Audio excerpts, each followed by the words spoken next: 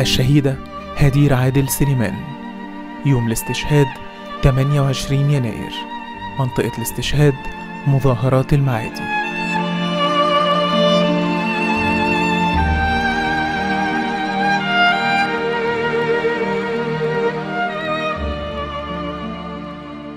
هدير أول بنت ليا وأول فرحة لينا. أخدت الرصاصة ورجعت خطوتين عند أول البلكونة وقالت له ادخل بقى والنبي يا بابا كفاية كده. راحت وقعت، أخدوها وراحوا المستشفى اللي كانت منتهية.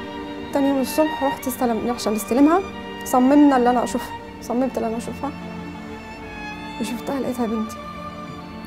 كان عندي يعني أمل إن هي ما تبقاش هي، حد يكون حد تاني يعني، مش أو غلطانين في الاسم أو أي حاجة. هدير حنينة قوي، وبعدين عقلها كان متفتح قوي ما شاء الله، كان الحمد لله يعني. هدير كانت بتحفظ قرآن في دار القرآن اللي قدام. كانت بتلعب كرة سلة في مركز شباب المعادي. سرقوا أحلى فرحة في عندي إن أشوف بنتي عروسة وكبيرة قدام عيني. لما تبقى تحلم ببكرة حلوة قوي إن بنتك دي تكبر وتبقى حاجة في المجتمع كويسة وتبقى أم صالحة، ويخطف الحلم ده منك.